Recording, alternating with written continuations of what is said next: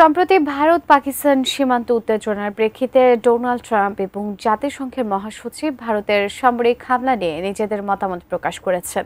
ভারতের এমন আচরণ নিয়ে কি মত প্রকাশ করলেন এই দুই শক্তিধর নেতা, বিস্তারিত জানাচ্ছেন লিমা।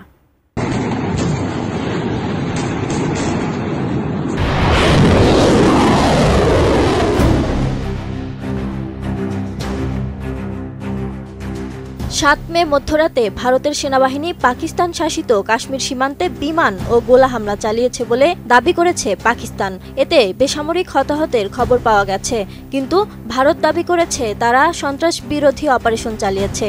এই হামলার তীব্র প্রতিবাদ জানিয়ে পাল্টা সামরিক প্রস্তুতি নিয়েছে পাকিস্তান।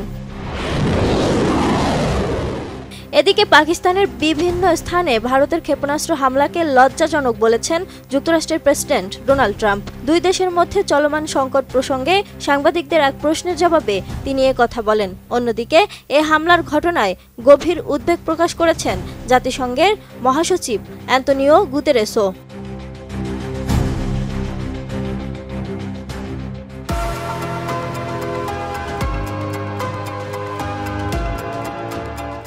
সাত মে মধ্যরাতের পর পাকিস্তান নিয়ন্ত্রিত আজাদ কাশ্মীর ও পাঞ্জাবের কয়েকটি শহরে ক্ষেপণাস্ত্র হামলা চালিয়েছে ভারত। হামলায় অন্তত ৮ জন নিহত ও ৩৫ জন আহত হওয়ার খবর জানিয়েছে পাকিস্তানের সেনাবাহিনী।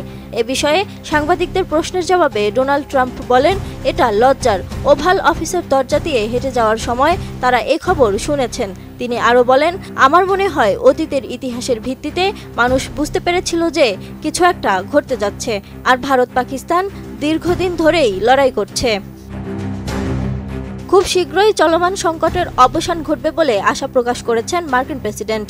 এদিকে পাকিস্তান ও পাকিস্তান নিয়ন্ত্রিত কাশ্মীরে ভারতের সামরিক অভিযানে গভীর উদ্বেগ প্রকাশ করেছেন জাতিসংঘের মহাসচিব অ্যান্তনিও গুতেরেস। ভারত ও পাকিস্তান দুই দেশের কাছ থেকেই সর্বোচ্চ মাত্রার সংযত আচরণ প্রত্যাশা করেছেন তিনি।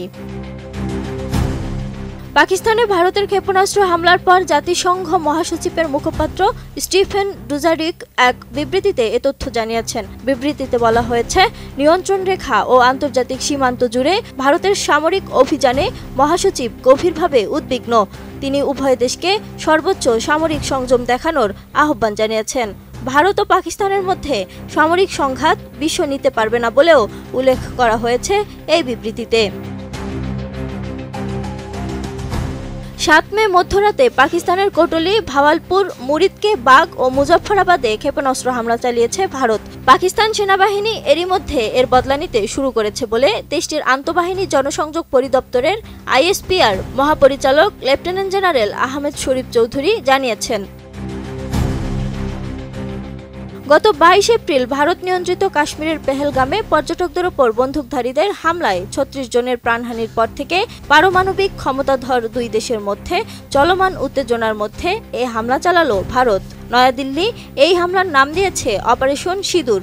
যদিও ভারতীয় সেনাবাহিনীর পক্ষ থেকে বলা হয়েছে তারা পাকিস্তানের সামরিক বাহিনীর কোনো স্থাপনায় হামলা চালায়নি। Lima Sayanti, desk report, ATN news.